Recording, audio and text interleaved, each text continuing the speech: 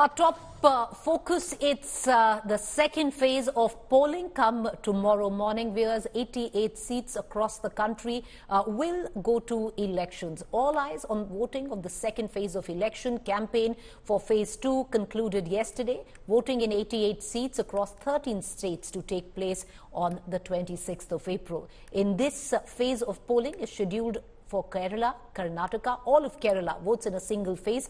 Karnataka, Rajasthan, Maharashtra and Uttar Pradesh, Madhya Pradesh, Assam, Bihar, Chhattisgarh and West Bengal. And one seat each in Manipur, Tripura and Jammu and Kashmir also polls tomorrow. Prominent contestants include Congress leader Rahul Gandhi from Wayanad, Union Minister Rajiv Chandrasekhar, who is contesting against Shashi Tharoor of the Congress in Thiruvananthapuram. Additionally, Hema Malini from Mathura, Arun Govil from Meerut, former Karnataka Chief Minister H.D. Kumaraswamy from Mandya, and independent candidate Pappu Yadav from Purnia. All right, let's cut across to our battery of reporters getting us the latest from Karnataka. Joining me live is Sagai, Kerala, Shilpa Nair, Maharashtra. We'll be joined by Abhijit, Rajasthan, Dev, Ankur Vadhavan. But first up, cutting across to Sagai. Sagai, give us the latest. How many seats in Karnataka? What can we expect? What are the seats to watch out for? 14 seats in the first phase of Karnataka, but it is second phase across the country.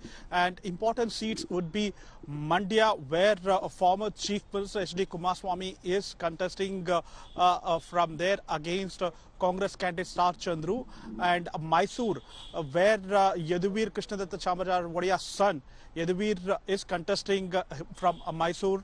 And talking about the other seats will be Bengaluru South, where Tejasvi Surya will be taking against sitting Minister Ramaling Reddy's daughter Soumya Reddy. And thereafter you get Bengaluru Rural, where DK Shivkumar brother DK Suresh will be taking against NDA candidate CN Manjunath. These are the interesting seats. Remember last time in the 2019, out of 28 seats, BJP had won 25 seats, 3 won by the other parties including JDS, Congress and an independent candidate. Congress had only 1 seat, that is from Bengaluru Rural. And this time more paramilitary forces has been deployed in Bengaluru Rural, where the Election Commission of Karnataka believe that it is quite sensitive area. And apart from that, even the Mysuru, there are more paramilitary forces. More than 50,000 police personnel have been deployed across 14 seats in the state of Karnataka. It's in the state of Karnataka. All eyes on Kerala as well, because Shilpa, the entire state votes in a single phase tomorrow. What are you expecting? What are the key seats to watch out for? Well, yes, Preeti, in fact, a big day for Kerala tomorrow. The entire state goes to polls in the second phase of elections. And as far as Kerala is concerned, in several constituencies, it is a tight contest between the LDF and the UDF, the Congress-led UDF. But there are certain constituencies where it's a very interesting three-cornered fight that has been playing out. For instance, at the Thiruvananthapuram seat, which has been keenly looked at by political observers, even at the national level. There, of course, Congress's Shashi Tharoor is taking on BJP's Rajiv Chandrasekhar, and the CPI has fielded Pannian Ravindran, a very popular face on the ground. So very interesting three-cornered fight, taking place there. Shashi Tharoor, of course, is the incumbent MP there, and probably this is the first time that he's facing a very tight contest from that seat. And we saw massive war of words erupting between Rajiv Chandrasekhar and Shashi Tharoor through the course of these, last couple of days in Trivandrum. The other such seat is, of course, Thrissur, where the BJP sees a lot of hope. The BJP has fielded actor politician Suresh Gopi from that seat. He's contested twice from Thrissur seat, but he was defeated. But this time around, BJP has a lot of confidence, and that also explains the fact that the Prime Minister, remember, has chosen to visit Thrissur constituency at least twice or thrice in the last couple of months. So he has, of course, spent a lot of his political capital in Thrissur, believing that this is a seat that they can easily win this time around. But not making it easy for the BJP. The Congress, of course, fielded Muralidharan from that seat, and also the CPI has fielded Sunil Kumar, yet another popular face. So even though before the candidate list was announced, it was believed that BJP has a very high chance in Thrissur. When the candidates of the other parties were announced, it became clear that it is not going to be a cakewalk for Suresh Gopi. It will go down to the wire, and that's precisely what has, of course, happened in Thrissur. And adding to that, of course, the latest controversy regarding Thrissur Puram. It's a festival in Thrissur. It's celebrated by each and every Malayali, especially people living in Thrissur. There was a lot of controversy regarding the temple festival that took place just few days back. There were a lot of police restrictions, and that has not gone down well locally. People are upset with the state government. So whether or not that will have an impact on the electoral prospects of the LDF, and also will it have an advantage, will it give an advantage to Suresh Gopi, that remains to be seen. Yet another seat, of course, is Wayanad. It assumed national significance when Rahul Gandhi, of course, decided to contest from that seat in 2019. He won there with a huge margin, and 2024 he's repeating it. He's been renominated from the constituency, although there's been a lot of controversy regarding that decision because at the national level, the Congress is fighting the elections as part of the India Alliance. But in Wayanad, Rahul Gandhi, the most prominent face of the Congress party, is taking on an India Alliance partner, that is CPI's Annie Raja. And that of course, that messaging was questioned by many political observers, believe that was a wrong signal to send out by the Congress party.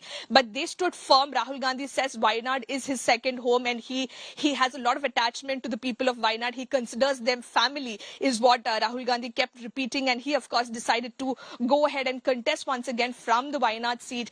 There, of course, even though, despite knowing that it's a Congress stronghold and the Congress has fielded its prominent face, Rahul Gandhi, there, the BJP does not want it to be an easy cakewalk for the Congress. And for that reason, they have fielded K. Surendran, the party's state president here in Kerala. So very, very interesting fights in some of these constituencies, even though many political observers believe that it is going to be advantage UDF, advantage Congress this time around, but none of the other parties are giving it an easy contest, making it an easy contest.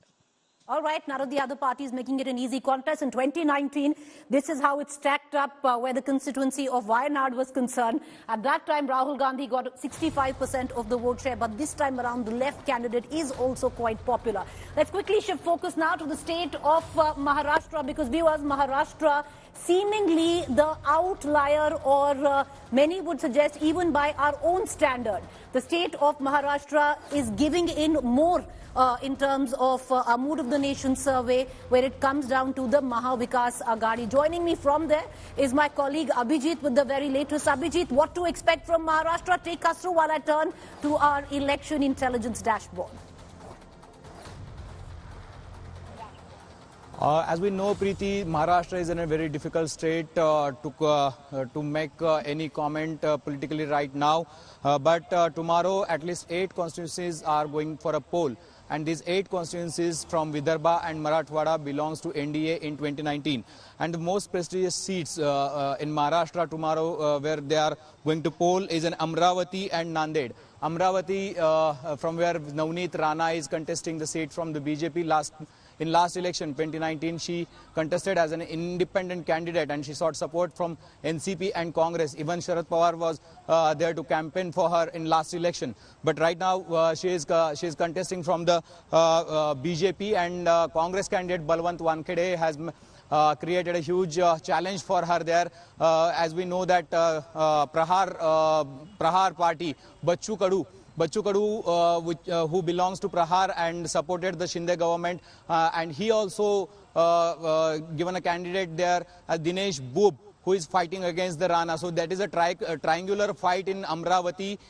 So it is very interesting to see what happened in Amravati tomorrow, as there is a very crucial fight. Even Prime Minister Narendra Modi and Amit Shah ji also contested, campaigned for Navneet Rana. Second seat, which is very crucial for BJP, is in Nanded. Nanded is the very bastion for Ashok Chauhan, the ex-Chief Minister of Maharashtra. Last time Ashok Chauhan was contesting from the Nanded, and Prime Minister Narendra Modi was campaigning against him, and he was created an issue like Adarsh scam and all. But after 2019, in last 4 years, the equations has changed drastically and dramatically. After his name came out in white paper in Lok Sabha, he switched the party and he is now with the BJP MP on Rajya Sabha. He and BJP is fighting for the BJP candidate Pratap Rao Chikhlikar, who won the election from Nanded in last 2019 elections. So these out of 8 seats, 4 seats belongs to the Shiv Sena and 4 seats belongs to the BJP. But now there are only 3 seats where Shiv Sena is fighting against the Shiv Sena. That is Buldhana Pratap Rao Jadhav, who is a 5-time MP from Buldhana, and there is another seat, Yavatmal Washim, where the candidate has been changed dramatically after announcement of Hemant Patil. Now Baburao Kadam, who is a Shinde supporter, is fighting from Shiv Sena. Out of the 8. Now this was where Abhijit, this was where in 2019, the part of Maharashtra where you see a sea of saffron of sorts. If you look at the current context, the India Alliance have only won, others won. But this is the equation that the Maha Vikas Aghadi would want to change this time around. We're going to come right back to it. Because let's now quickly cut across to the state of Rajasthan. 13 seats from Rajasthan up for polls in the second phase. And let's look at that because the equations change this time around. Because the first phase where 12 of the seats had gone in Rajasthan, that was the time where at least assembly elections were concerned.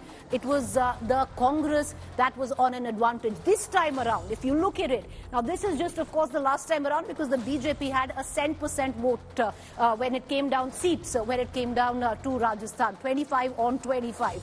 A vote share highest in the country of 58%. But this area, which you see has already voted, was advantage Congress if you go by assembly vote standards. And if you go by assembly voting, which happened just about 4 months ago, this was a sea of saffron. So this is where the BJP would hope to capitalize and gain 13 seats going into vote. Joining me is Dev Ankur Vadhavan from there. Dev, you know, if we micro dive into important seats, the seat of Jalore, where Ashok Gehlot's son fighting, many would suggest it's Ashok Gehlot himself who's taking on the local BJP unit. The seat of Barmer, very interesting, and I would think personally I'd want to watch out for how Gajendra Shekhawat does on the seat of Jodhpur. Oh, absolutely, Preeti. In fact, several interesting contests are there in the offing. You have named 3 seats, including the one of Jodhpur. What locals have been saying is that, the BJP has, so much that it can lose. The Congress has everything to gain, given the fact that in 2014 and 2019, it had lost all the seats in the 25 seats that went to elections in Rajasthan. The Barmer Jaisalmer constituency, extremely interesting. It has become a triangular contest. You visited the area. The fact that Ravinder Singh Bhati has jumped into the fray, an independent contestant, has made it, all the more interesting. Jodhpur, Gajendra Singh Shekhawat, sitting Union Cabinet Minister, up against Karan Singh Uchiara of the Congress. Several say that it will be very difficult for the BJP to maintain the same margin from which Gajendra Singh Shekhawat had won in 2019. But then there are several strongholds as well of the BJP, Preeti. Bhilwara, Chittorgarh, Rajsamand, this entire belt is considered to be the stronghold of the BJP. In fact, the seat of Bhilwara, the BJP had won by a margin of almost 6 lakh votes. That was the maximum margin with which the BJP had won in 2019 in the entire state. The seat of Jalore, you mentioned, the Rajasthan former Chief Minister Ashok Gehlot's son is contesting from there, Vaibhav Gehlot. I will be stationed in Jalore tomorrow and will be trying to get each and every update possible from their important updates. But the fact remains that the Congress believes that it is in the race. Several of the Congress candidates, Congress leaders that I've spoken to, maintain that they will be performing better than the BJP.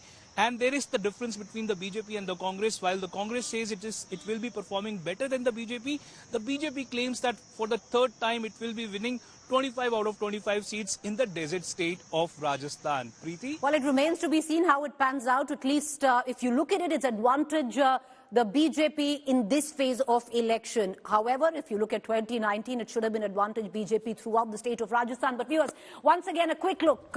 This is what it looked like in 2019.